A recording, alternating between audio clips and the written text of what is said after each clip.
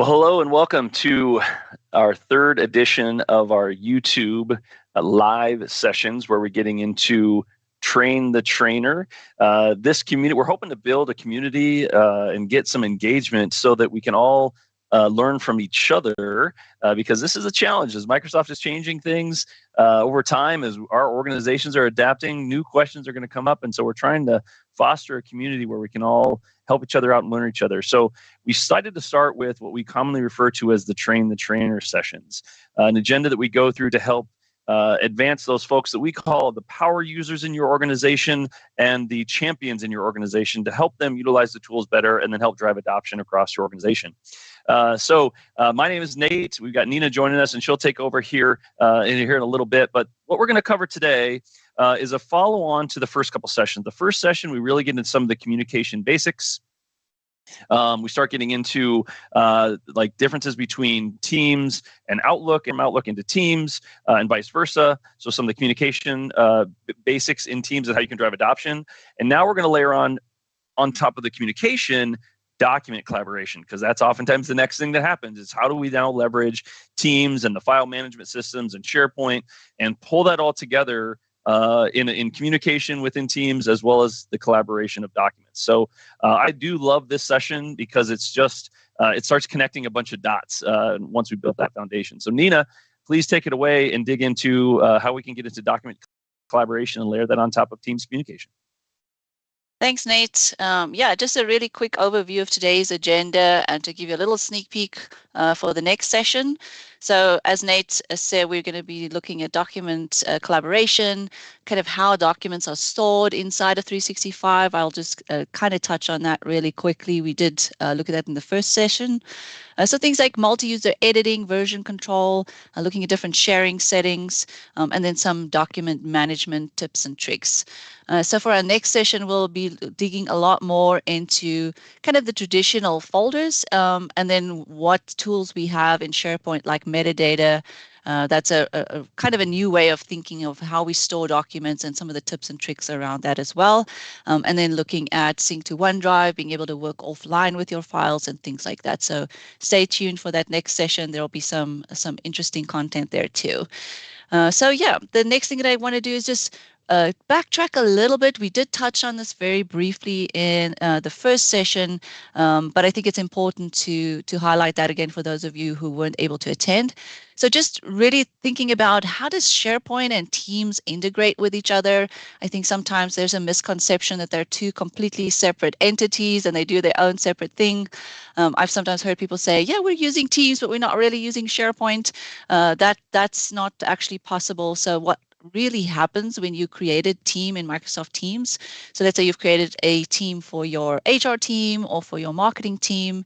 SharePoint will automatically create a team site in the back end. And that's essentially where all of your files are stored. So it needs to live somewhere. So I can show you just really quickly. I'm going to hop over here to my demo environment. So I have a marketing team open here right now.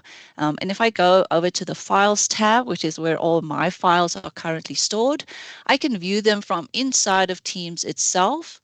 Or if we head over here, there's a button that says Open in SharePoint. So if I open in SharePoint, this gives us the SharePoint view of those exact same files. And the way we always talk about it is two different doors to exactly the same thing. So some people feel a little bit more comfortable working in Teams, especially as we're trying to build out Teams as that one-stop shop and we can access pretty much everything we need from there. But for those with a bit of previous SharePoint experience, they might feel like this is a little bit more comfortable. Again, exactly the same content, just two different views of that content. And hey, Nina, one thing that I like to illustrate, because I see it all the time, is some people's resolution on their screens when they're in Teams, the Open in SharePoint button isn't visible. Yeah. So I know, yeah. So you got to click on that. If you don't see it, click there, because I see a lot of people like, I don't see it. Well, it's because if your resolution doesn't, your screen resolution or size doesn't allow you to. It's there. You just got to click on the breadcrumb. So great, thanks. And one other thing that I just wanted to highlight, and again, something we touched on briefly in the first session, is just a quick overview of where different types of files would generally live in your 365 environment. So for those things, those files that are really personal to you, so if you think of the old My Docs or things that are specific to that user, that it lives in OneDrive, and we'll kind of touch on that a little bit today as well. So those are the files that are personal to you. You can share them out with others, of course, but by default, they're private to you. The second bucket there are your team files. So for my marketing team or my HR or finance team, those files that I want everybody on my team to have visibility to. One quick note that I'll say there is that I see a lot of files living in people's OneDrives that should actually be living in that team's environment. So just a little sort of caveat there to things to think about. People do tend to hoard some of those files, and then they're out on, they're sick, or they're out on vacation, and then nobody else can access them. That's maybe that internal conversation to be had. Well, maybe Teams is the more appropriate place for those files to live. So in a traditional file server sort of setup, those would have typically been your shared drives where the team has access to those files, and those live in Teams. And then one that we'll look at in future sessions are more your SharePoint intranet type files, which are your SharePoint communication sites, but that's not really the topic for today, so we will revisit that later. All right, so that's just a little bit of background on kind of where those things live. What I'm going to do is start showing you how you can actually share those files with your team really quickly. So again, here for my marketing team, I'm going to head over to the posts. So there's two ways to share a link to a file. So contrary to how we used to do it, we used to email somebody a copy of that file. And then by the time you know it, there's 5 or 6 different versions of that file floating around. By having it actually live in Teams and sharing a link to that file, we're sharing a link to one single source of truth, which is really a really big benefit of working in your cloud environment. So I'm going to go ahead down here and I'm going to start a post. One thing I also wanted to quickly mention is Teams is going through a lot of updates right now. So your environment and my environment might look slightly different. I've seen that a lot lately while it's doing training with clients. So just take note of that. It probably will all sort of, get to the same view at some point, but right now there are some nuances, and also depending on whether you're on classic Teams or on the new Teams, things might look a slight bit different as well. All right, so I want to post an agenda here, meeting agenda. Please review the agenda. So the easiest there is to head towards the paperclip, very similar to how you used to attach a file in Outlook. So I'm going to go there. I'm going to say I want to browse my Teams files. So I have a couple of sample documents in here right now. I'm going to head over to agendas and minutes. And the document that I want to share here is proposed agenda. So I'm going to say attach. And just to make sure that I tap Nate on the shoulder as well, I'm going to mention him and say, Nate, please review first paragraph. And then I'm going to post it. So that's the one way to do it. The other way is to head over to the file section. I feel like this is a little bit longer if you're already in a post, but you may be in the file section. Just go over there, hit the little breadcrumbs, and then copy the link, and then you could post that in a chat or in an email as well. So I'm going to go back to the post here. So a couple things when opening up that document. If you hit those breadcrumbs and you say open, you'll see that there's 3 different options for opening up that document. I can open it in Teams itself, which is currently my default. One thing that I'll say there is that sometimes it messes around with the formatting a little bit. So if you see your graphics and some of the things in your document go a little stressed about it, if you open it up in the desktop app, everything will go normal again. I personally prefer the desktop app for the most part because there's much more functionality in the Office app, Excel, and PowerPoint. I'm hoping at some point Microsoft will bridge the gap between what it looks like in your browser and what it looks like in the app. And the third option is to open it up in the browser, or I can also change the default. So if I hit the change default option, I can do that as well. So for now, what I'm going to, just to save some time, I'm going to just open it up right here in the browser. Right, so it's taken, and as you can see, thank you, Nate. Nate's also opened up the document as well. So if other people are in the document with me at the same time, I'll be able to see their profile pictures there. So another great advantage of working in the cloud versus a file server, because this would, I had this document open, Nate would get the, you're locked out, sorry for you, you'll have to go and save a copy of this instead. And again, we're back to having 10 versions of the same document. So one thing that I really like with document collaboration is, especially if I'm the author of the document, requesting feedback or comments from my team versus having them actually make edits to it. So if I go and click this section here, you'll see a little speech bubble pops up, or you can right click and say add a comment or new comment. And what I really like is I can actually mention somebody. So I can mention Nate. Please check the wording.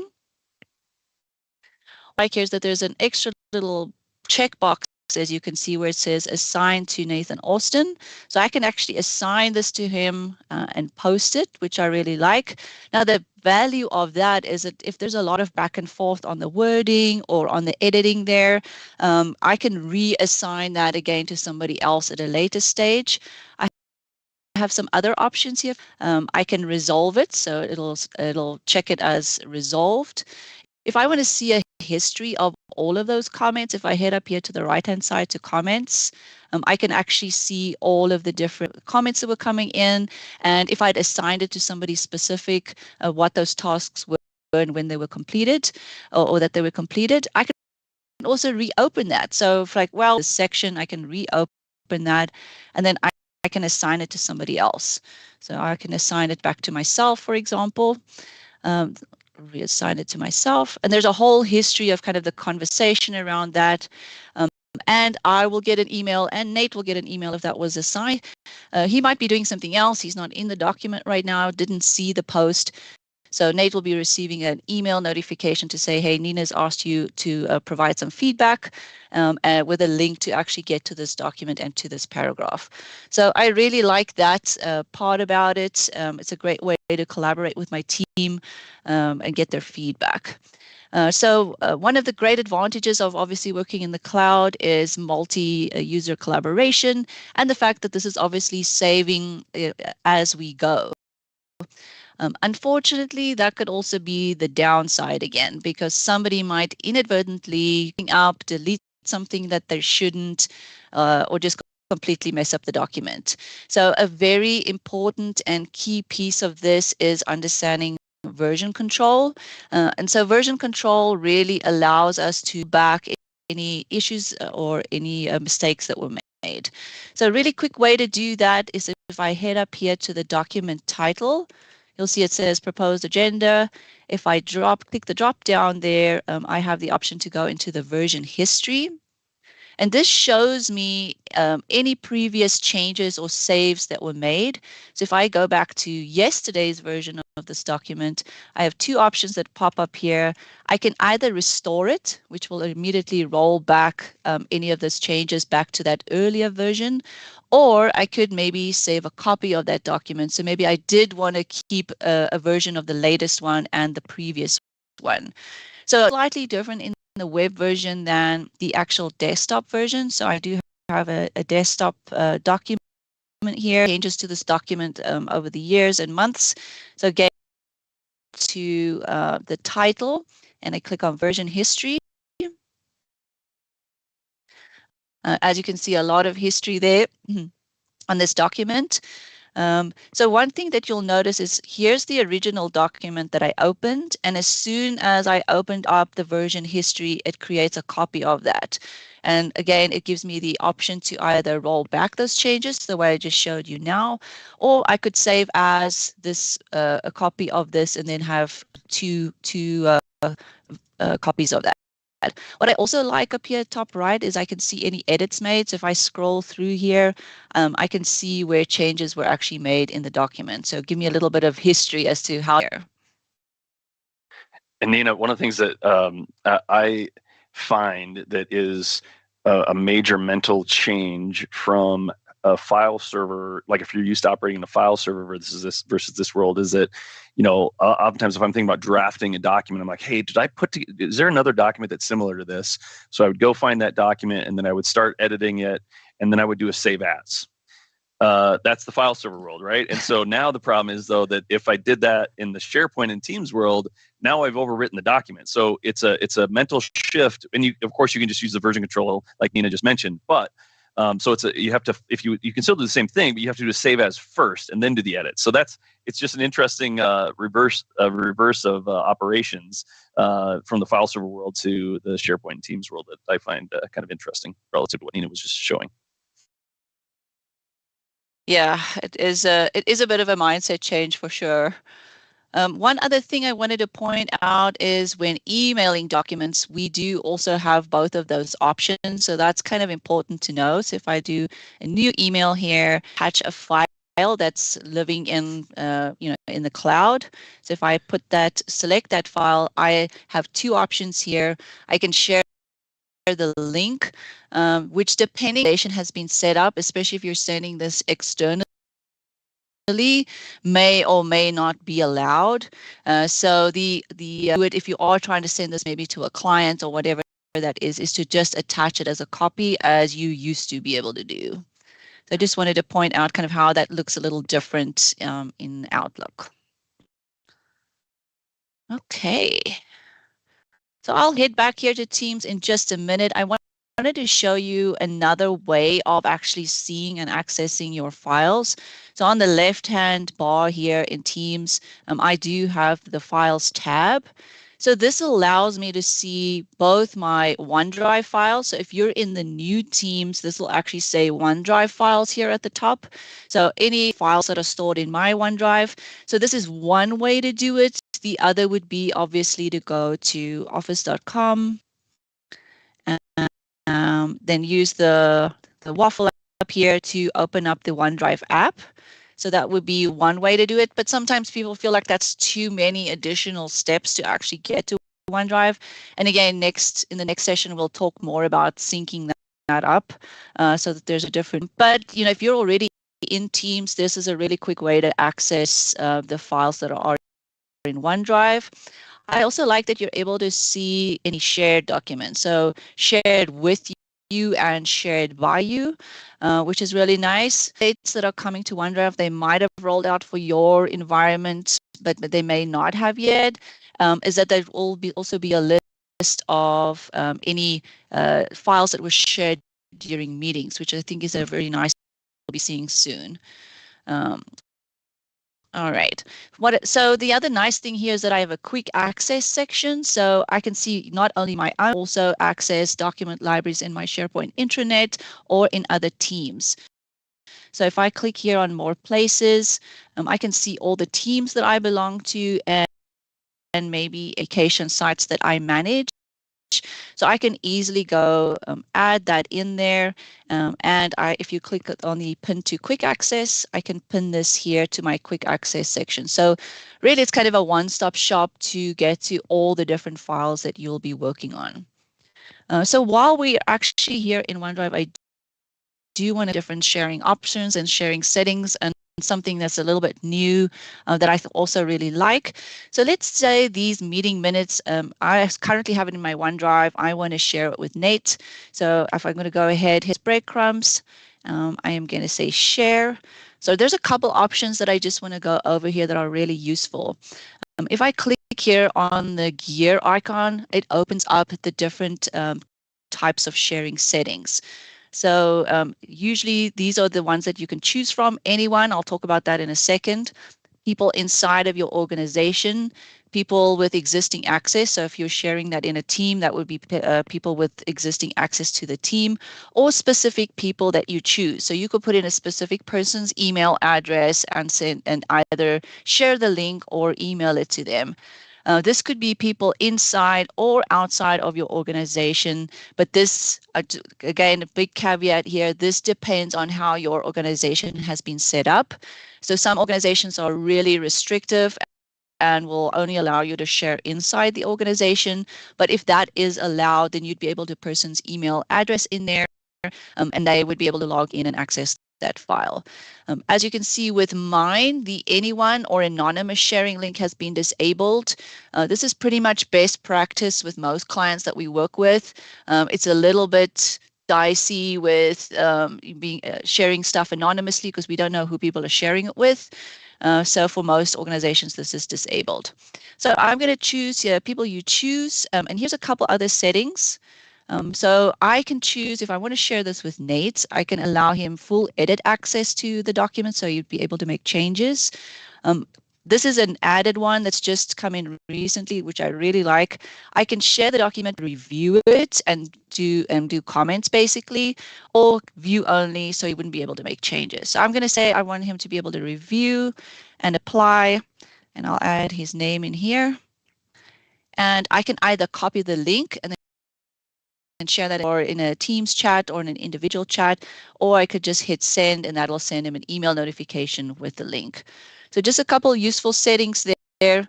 There's such a lot to talk about when it comes to sharing that we could probably do a whole session just around that. But for the sake of time today, that's kind of what I want to show you there. All right.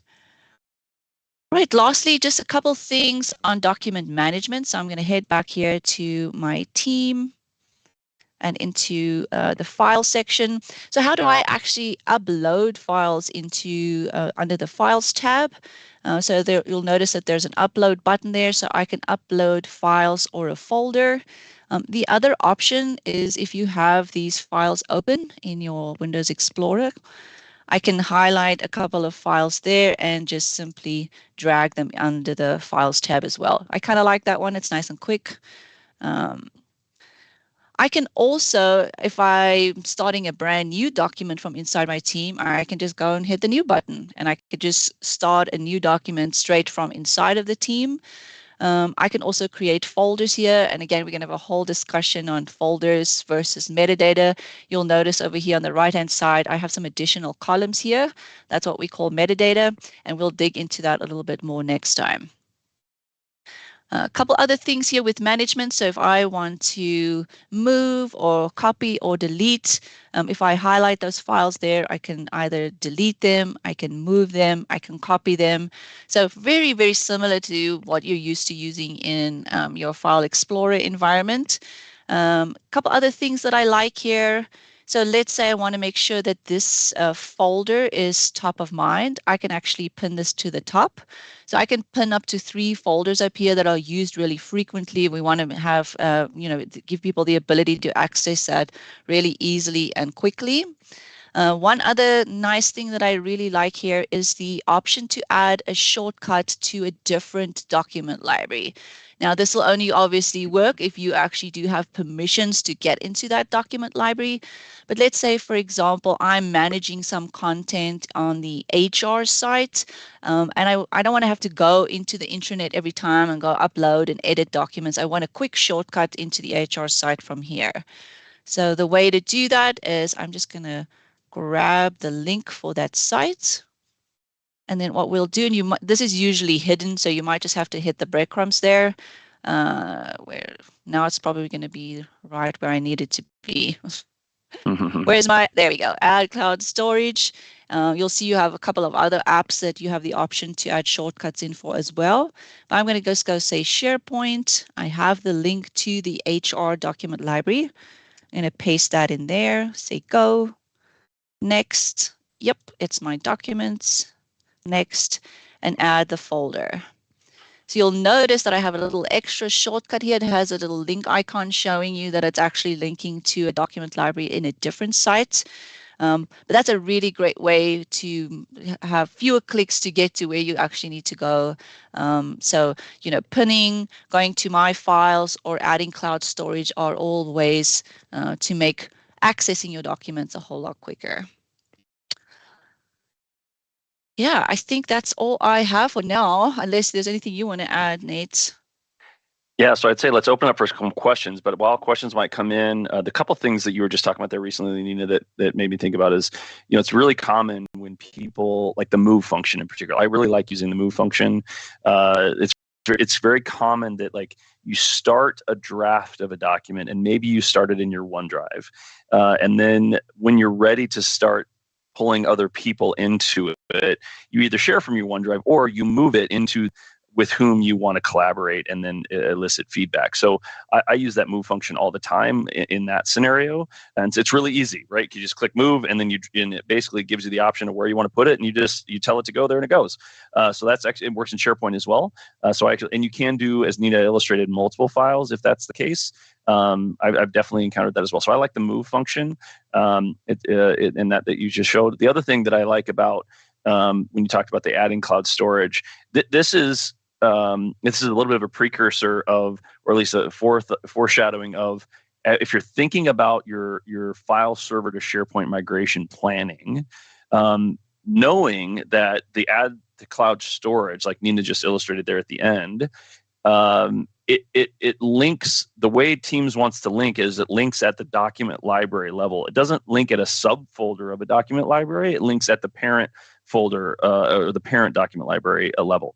And so it's interesting that, so this is one of the things that we talk through with clients, is that when you're planning your document storage methodology, one of the things to think about is, well, what teams or where might you want to link or add cloud storage, and be able to separate it by document libraries. One of the places where I've seen this come in, the common thing that I see where this thinking comes into play is when you're thinking about archiving. So you might have archive data that it lives in a separate SharePoint site, and you might have archiving for finance, you might have archiving for sales, you might have archiving for operations, you might have archiving, so you can, if you want to allow the respective departments to have access to that information, you could then link, like instead of it being the HR documents like Nina just said, it could be the archive for the respective department. So those are examples too, where if you think of it a little, if you plan relative to understanding this variable and making it fewer clicks for your team to operate, it allows you to then easily just leverage the capabilities of the tool instead of trying to make some workarounds. So that was just a couple thoughts at large. And Stephanie, forgive me, I didn't see if there's any other questions that popped in. Not yet. Anything in your back pocket, Nina? Thank you. No. Do I? Yeah. I actually. Well. I can say something, like I can tell you, like I pretty much never use that files tab all the way in the left-hand column, or it clicks there. It's interesting because I never really used that. But a lot of people, when you say go to Teams and you say click on files, that's where they go. And so, I appreciate that you highlighted that section in particular, because I rarely ever talk about it when I'm working with folks. Yeah, and it's interesting. It's just different ways to do it. And I must say, up till recently, I haven't really used that either. And I'm like, hey, but everything is kind of in one place here. Yeah. You also have this favorite section over here. So if you're in Teams and it's a document that you're working with quite a bit, that's the other option. So pinning is one way to keep it top of mind. Favoriting it is another way. And so, having it all in one place, and I could just go access it here from my favorites is, and every person's going to attack this differently, right? They're going to prefer, some people are going to prefer just opening up the OneDrive and kind of managing things from here. But, I see more and more, a lot of people like, what, if we can keep everything in Teams as much as possible, then great, And then obviously now we're going to offer a third option next time, which is getting into OneDrive, syncing it into OneDrive. Yeah. So that you're able to still view it in the kind of the file explorer view as well. So we'll be looking at this in more detail next time. Yeah, you just reminded me, if you go back to and by the way, I love digging into OneDrive because it's something where it can be very convenient for those that travel for work or work from home. If you have poor internet connections, it also can be very convenient for those who in your organization, you'll know who I'm talking about as soon as I say this, that will struggle making this transition. OneDrive is one of the ways to help facilitate that transition and make it feel similar to what they're used to, which is good. And Nina, you also remind what you're saying just reminded me tangentially to go back to, if you wouldn't mind, really quick, going back to the MyConnect marketing team general channel where you made that post. I think one of the things what I like about pulling the post conversation with document collaboration is that, so Nina made this post, she @tagged me, she linked the document, made it easy for me to go review the document, and then I made comments in the document, but how do I let Nina know that I'm done, right? So that's why I made this comment saying, hey, Nina, I made the adjustments, let me know, or made the comments, let me know. So two things here. This is the communication part of it. And then the document, and inside the document is the collaboration part of it. So like, this is what I mean with like this session is really trying to pull those pieces together. The last thing that I meant, which we didn't really hit on here, but I also have asked different organizations, is that when you're not sure, like when you first start this, it's really important to be prescriptive. When I say first start that, if you start using the document collaboration and the communication the way we're describing, it's really important to prescribe the way in which you want people to elicit feedback. Because in lieu of prescribing that, people might start editing the document, and that might not be what you want. And then you have to do more version control that Nina showed you than you really want. So one of the things that we suggest is like get an agreement of how you're going to do it. And you might have to communicate and train people, use the comments function. Some organizations use the redlining function. That's still good too. But just be on the same page about what that is, so that and once you get on the same page, you don't necessarily have to every single time say, please use the comment functions.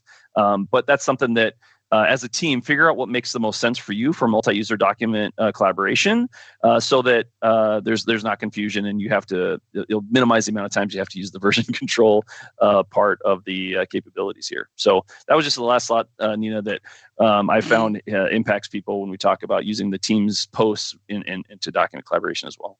Mm. That's why I love that they've added that review option in the sharing. Yeah, so now you're actually prescribing, this is how I want you to do it. That's right. Yeah. And I think I saw a comment come in from Stephanie saying someone that Microsoft will soon launch the OneDrive app within Teams. Yeah, that will be very cool. I'm excited to see a lot of the new things that are coming. And by the way, and I don't know if any of you out there are using the new Teams.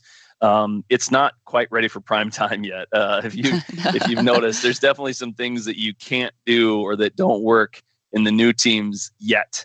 And so I'm excited. I really appreciate Microsoft making all these changes and continually adapting and iterating and improving.